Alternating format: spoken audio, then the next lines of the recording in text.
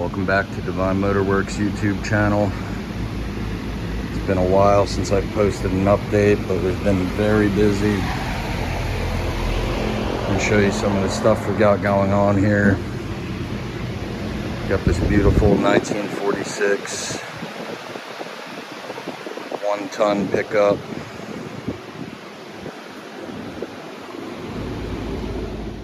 This truck came in for a complete drivetrain conversion. As you can see, I've got a small block Chevy 350 that I've installed in here.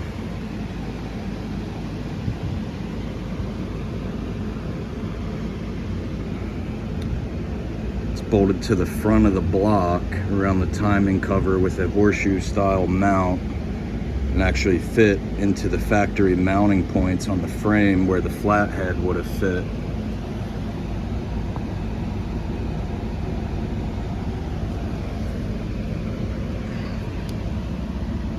Got some custom made headers. All the plug wires are routed nice. Still needs wiring, some hoses and touch up under here for electrical. Waiting on a new pulley kit for the front. I'll show you an idea of what that's going to look like when we get to the other truck in the middle of the shop. Going electric fan, triple core aluminum radiator. This shroud I made here out of one piece of metal on the brake. You can even see there's some bead roll lines just to give it a little aesthetic look and some structure.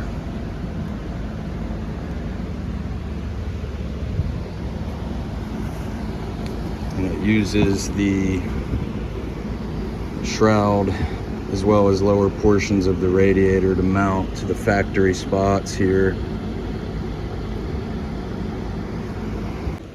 Continuing to the front here, we've got the condenser, some custom made brackets that still need paint.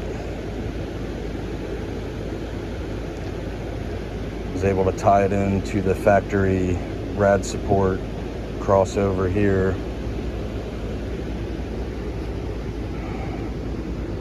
Got the dryer tucked away. Some of the hoses mocked up. All these brackets are going to get painted black when they're finalized. But all this is being done so that the truck's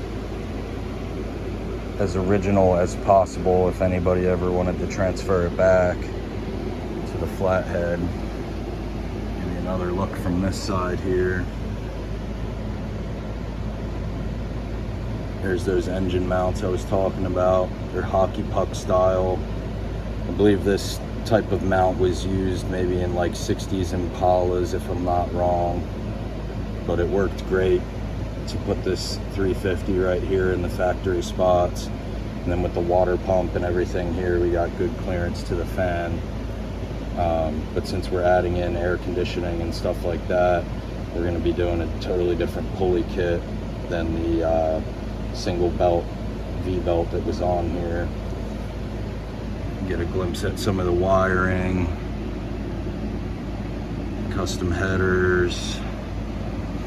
Now, I went through about 3 or 4 different distributors trying to get them to clear the firewall.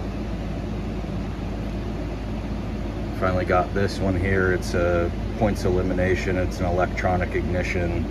I even had to make that distributor hold down bracket, or clamp we'll call it.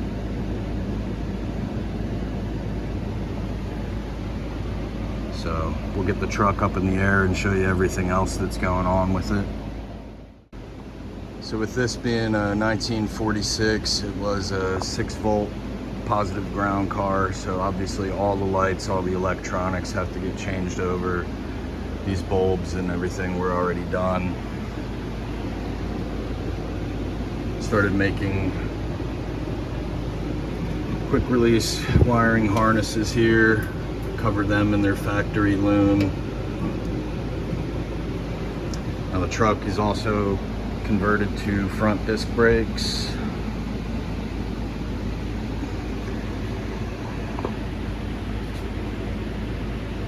They're not finalized yet, but still on the original axle.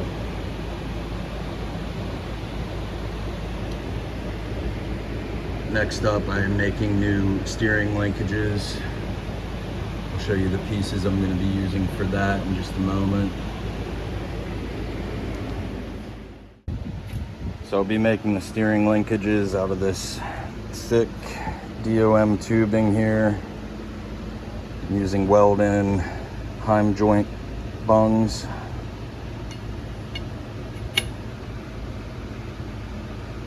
And that'll run from the steering box over to the passenger side spindle, and then passenger side spindle over to the driver's side. Now this part of the steering linkage is going to be the tricky part. As you can see, it's got this bend in it. Coming from the box over, just to clear that spring pack there. So those pipes I showed you over by the bench, I'm gonna have to put my pipe bender and mimic this angle. And then we're gonna do the Heim joint style. There and there.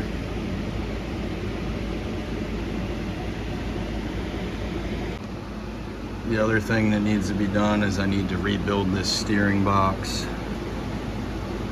You can see that's leaking.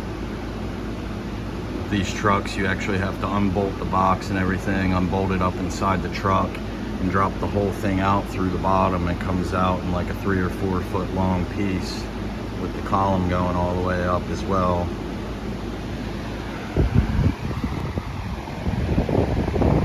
This is some of the parts to rebuild it: gears, bushings, bearings, hoses for making our AC lines,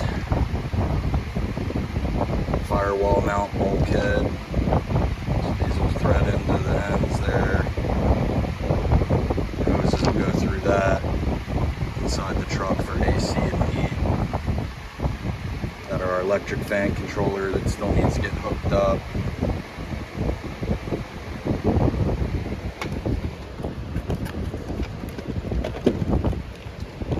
Turn signal switch. That'll mount on the factory column. Right here you can see a little bit more of the disc brake conversion, the new steering plates. I still have to add the bushings and everything in here, lock pin, etc. Brake line's kind of mocked up.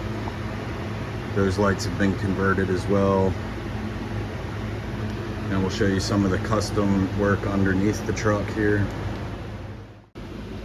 So here you can see a better view of that front engine mount. Bolts right into that factory spot that the flathead did. Here you can see the driver's side header that had to be made to wrap around the steering box, around the block. Lots of turns and twists there compared to this one on the passenger side.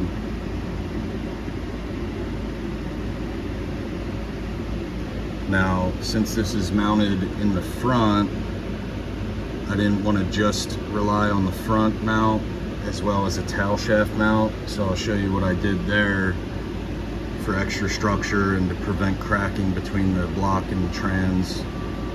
So let's get back there and check that out. Here you can see the bell housing mounts. They were made by hand here in the shop, cut, drilled, welded. And what that does is it supports the weight of the trans and the engine in the middle. I think these are hockey puck style mounts from like a 50s Jaguar, and then we've got it mounted to the frame as well. I'll show you the other side.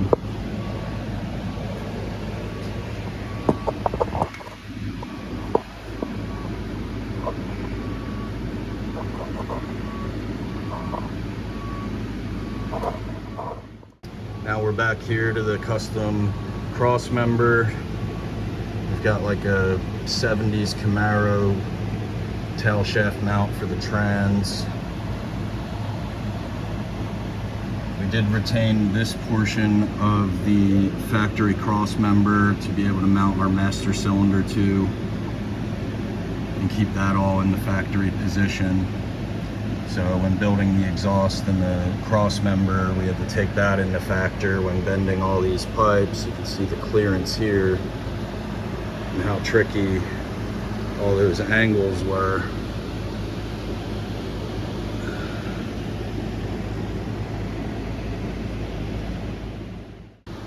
Now you can see the wiring harness is being built from the tail lights all the way up.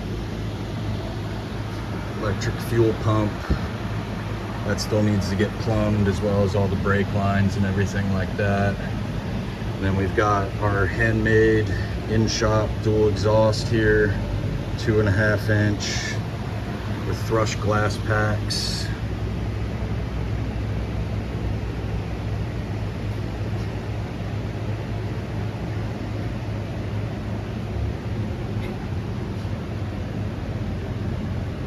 True duals going straight out the back. I also swapped out the rear axle. That there was the original wheels. Look at the size of those drums. That thing weighs a ton.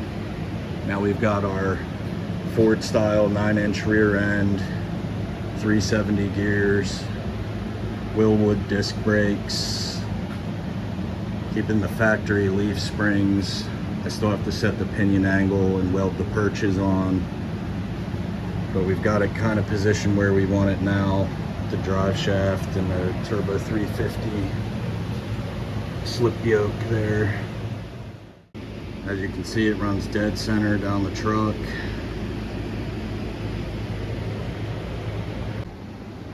So that's the exit on the exhaust. We'll probably put some chrome tips or something like that on there, finish up the look.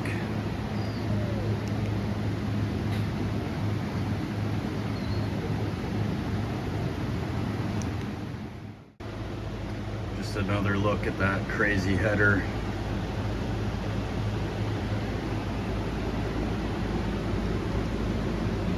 And the passenger side.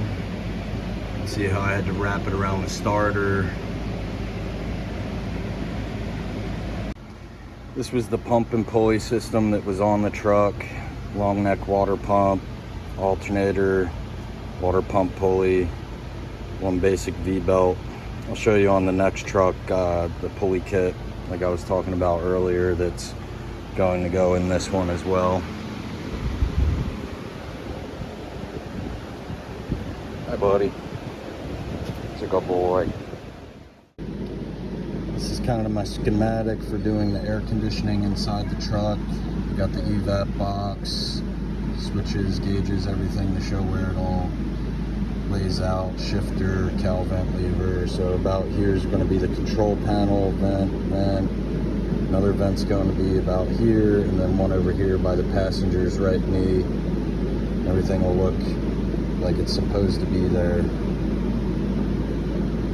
Spent hours digging through parts catalogs trying to get all the measurements right so that we could hide it up behind the dash. So stay tuned for that. So we'll do a quick look inside. Got upgraded gauge cluster there. Low car shifter. We're going to be doing AC in here, so the evaporator box is going to be up in here. We're going to have a couple vents, and then the control panel will be over here by the driver's left knee. We're also going to be installing seat belts. The seats were recovered, but we're trying to keep it as original looking as possible, even though it's going to be the furthest thing from original. See, I started building my wiring harness for all the gauges, everything coming from the dash.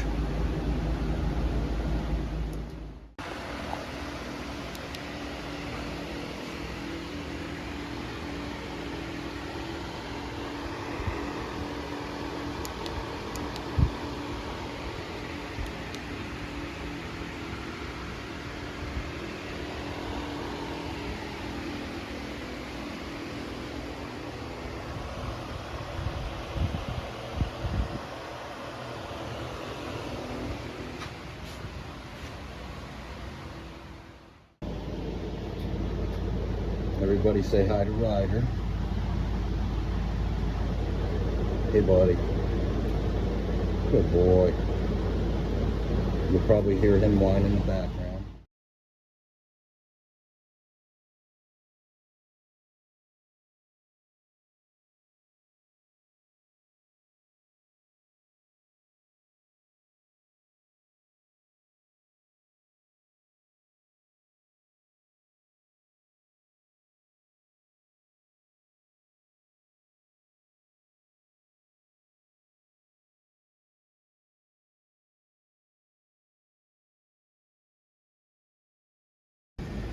Now, depending how long you've been following along with the shop, you might recognize this truck. It's a 38 front end, 46 cab. The hood was grafted to fit this 38 grill.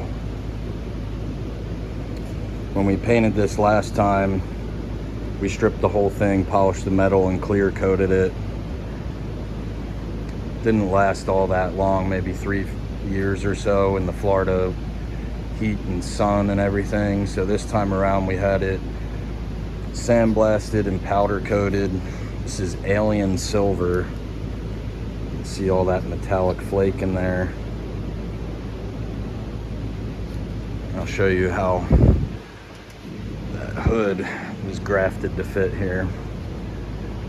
So as you can see from these body lines here along the doors and everything, when we look at this 46 Ford, it's the same setup. You can see how different that hood is. That's the type of grill that would be used with that hood.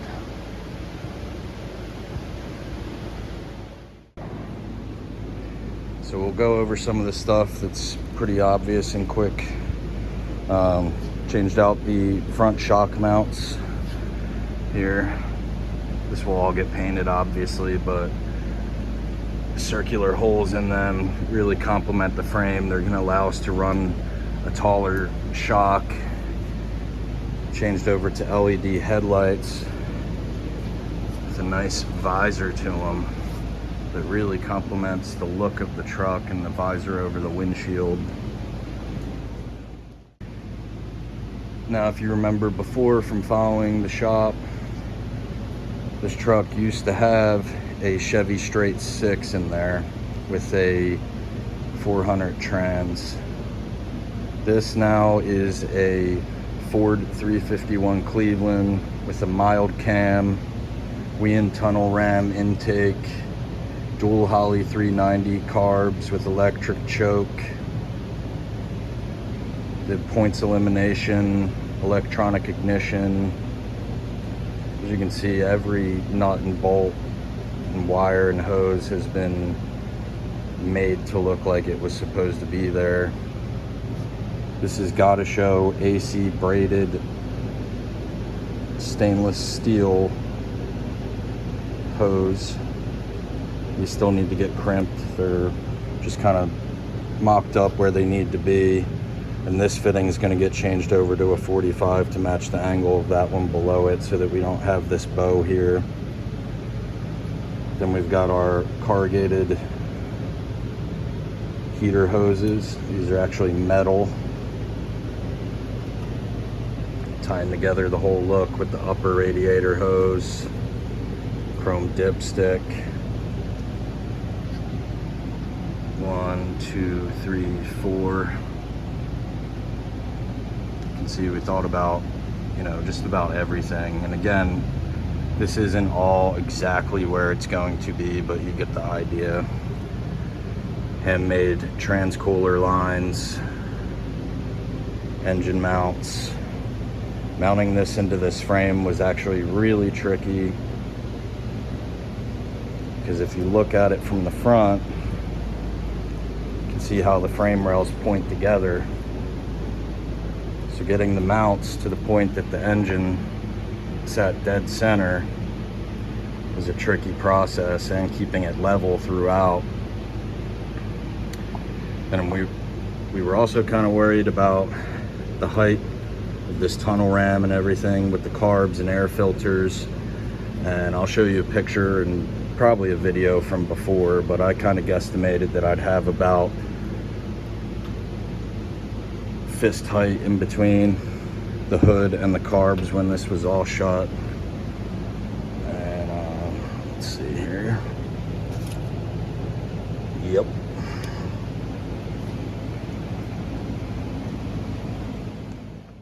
Now here's the pulley kit I've been talking about.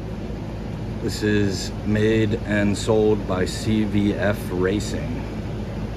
Serpentine belt, spring-loaded tensioners. We got our alternator, high amperage, all the water pump pulley. Comes with everything that you see there. It also came with a hydraulic power steering pump that was mounted here. We'll get into why we're not using that in just a little bit.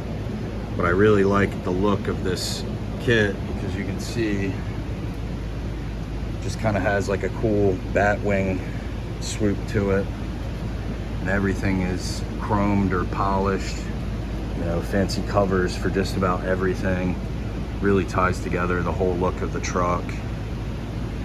We're going for just a little bit of blue accent throughout, and everything else being chrome, polished, braided, black.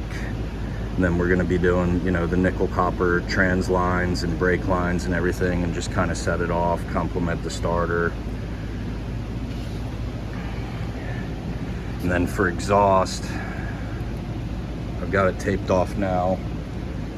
I've got some flanges here. It'll be bolted to the heads.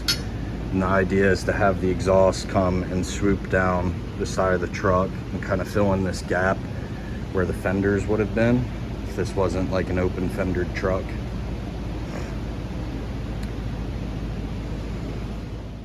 Now we've got our custom fan mount brackets and partial shroud.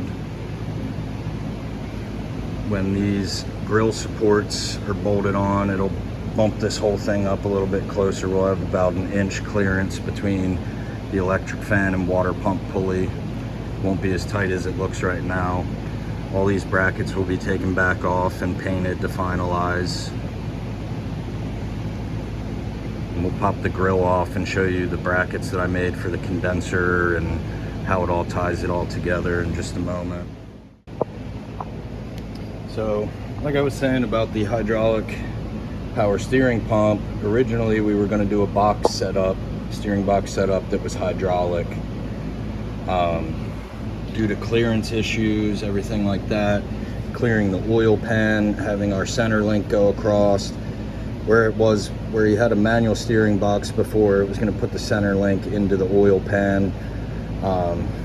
I did fabricate a rear sump pan for this, but it still didn't clear.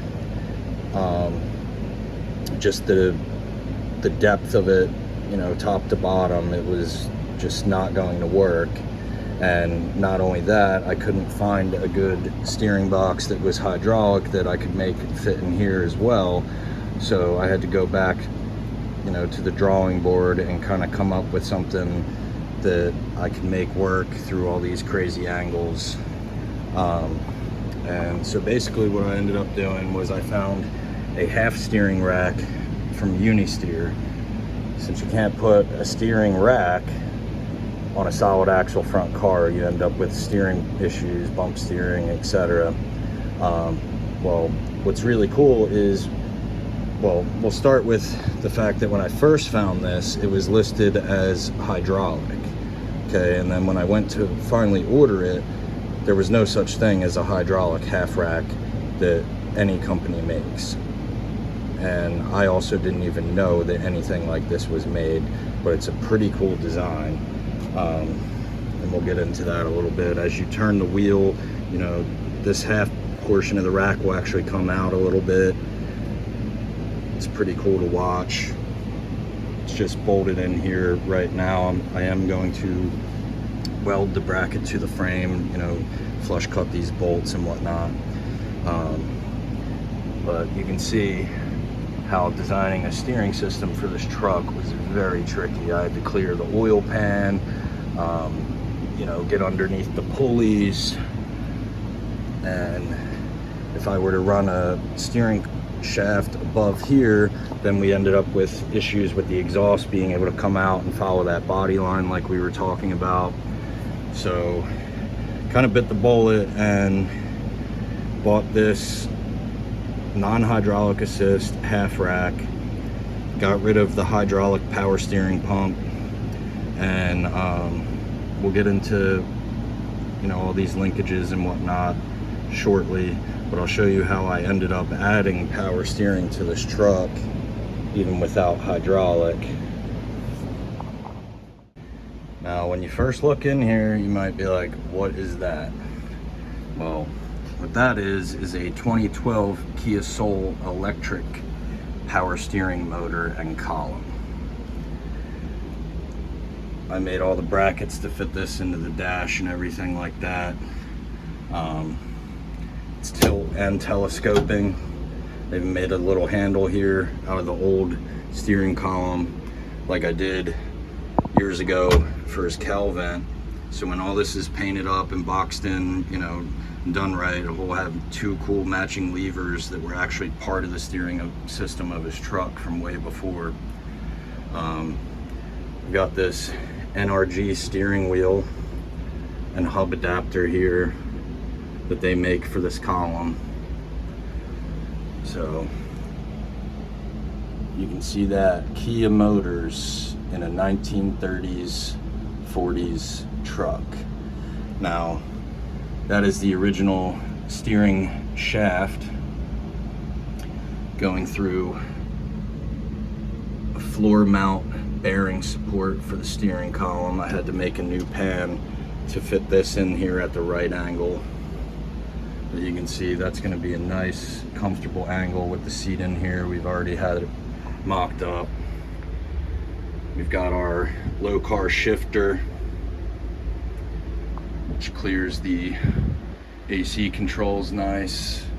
Nice grip between the dash and your hand, and it clears the seat well.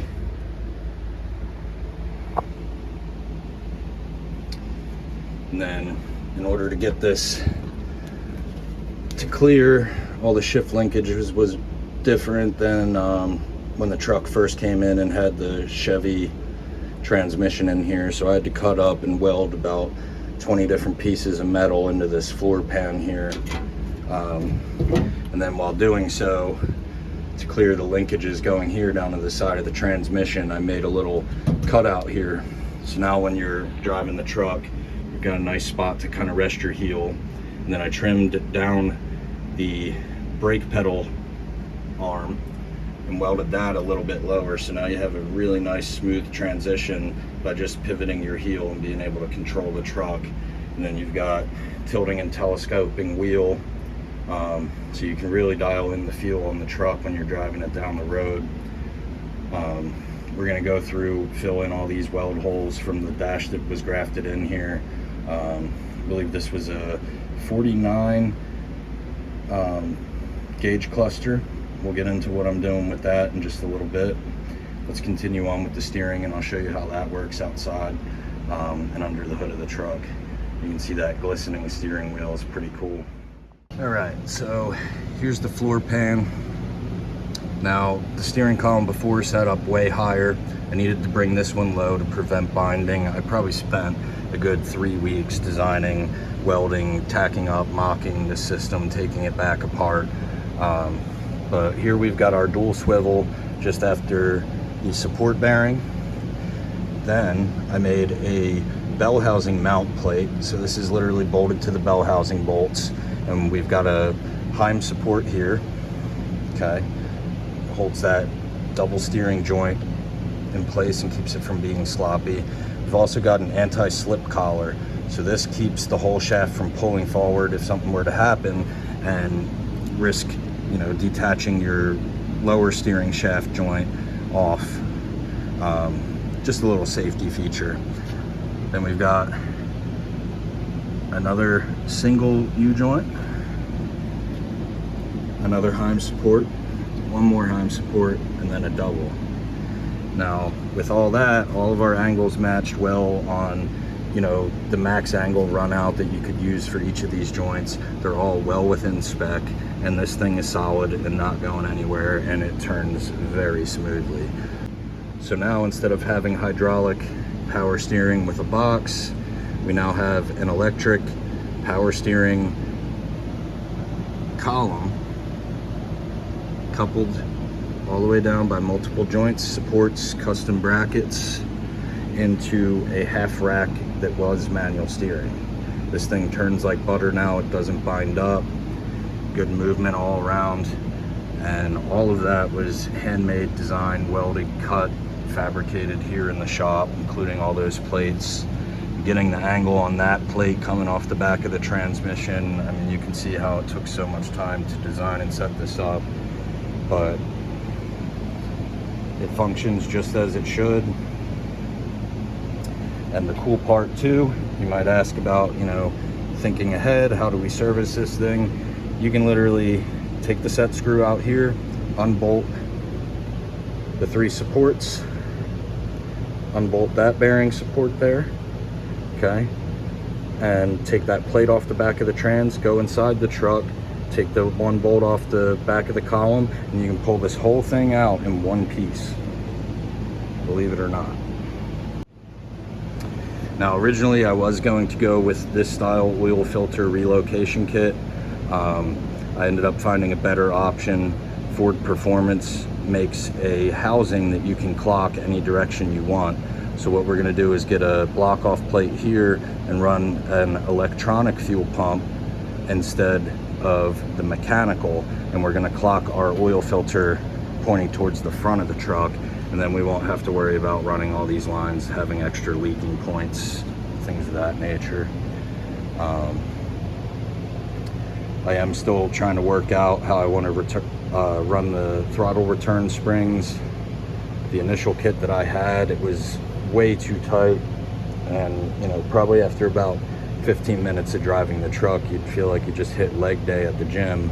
So I've been going through all the different return spring kits and stuff that I can get and find, and I just really don't like how that cam kind of wants to lock in there.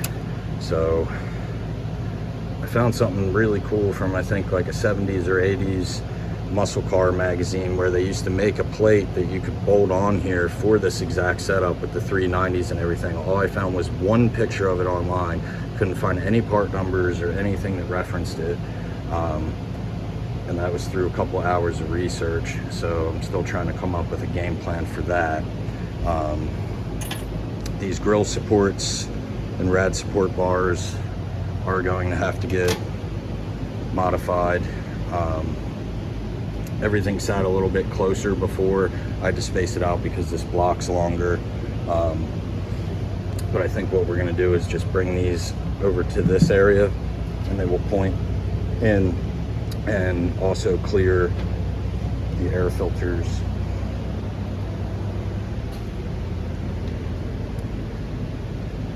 You can see this thing's straight down the middle, nice and level. We even have good clearance for the oil pan to the ground, but we are adding in, instead of a mono leaf spring in the front, I think we're doing either a 4 or 6 pack, which will bring our height up a little bit better, stiffen up the ride. He really couldn't drive with 2 people in the truck before and come in and out of gas stations or over bumps and stuff without the truck wanting to bottom out.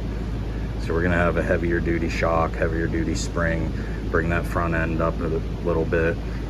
It should be a way nicer ride. I'm sure there's stuff that I'm overlooking here, as you can see.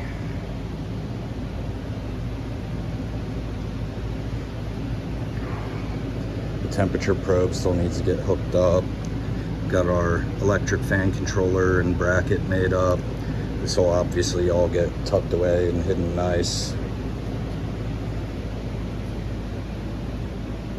So what we'll do now is we'll pop this grill off, and I'll show you how much went into mounting that condenser and fan and dryer and everything inside this grill. You can see there's certain spots I had to flush cut the back side of the grill to be able to clear all this.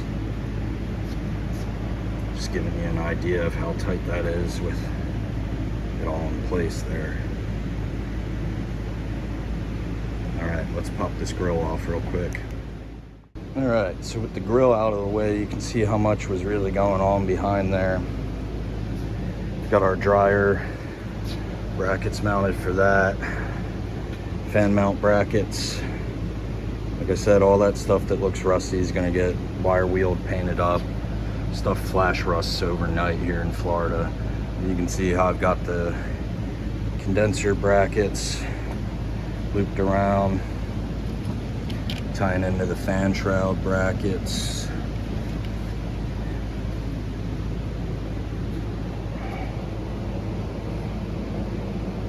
All that'll get painted, but took quite a bit of time, a lot of trial and error to get all this stuff to fit behind the grill. And the main issue with that was this hood was made to have that grill right there. I couldn't really go altering it, or you throw off the body lines of the hood and then the whole, you know, body's thrown off, the whole look of the truck. And what, you know, somebody obviously spent a lot of time doing. So what I ended up having to do was play around with all the spacing here. I couldn't really move this any further back because of the clearance between the pulleys and the electric fan. So I ended up having to make brackets that raked the grill at the bottom out to clearance the dryer and everything like that, and still be able to use, you know, the hood latch pin in the top of the grill. So when those supports are mounted in here, it'll push this forward just a tad.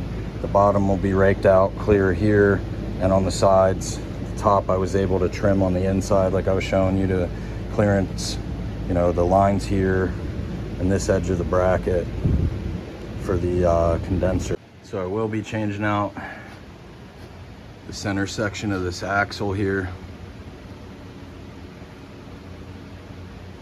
Probably doing a 370 and making it so it does dual wheel peels to handle all the power from the engine getting swapped in here. This was the cross member that was already in here. I was able to weld plates in place here to bring the tail shaft mount to where this was all designed. So this really shows some of the clearance we were working with.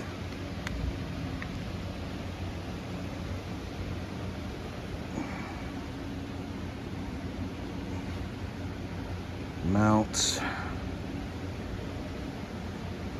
steering,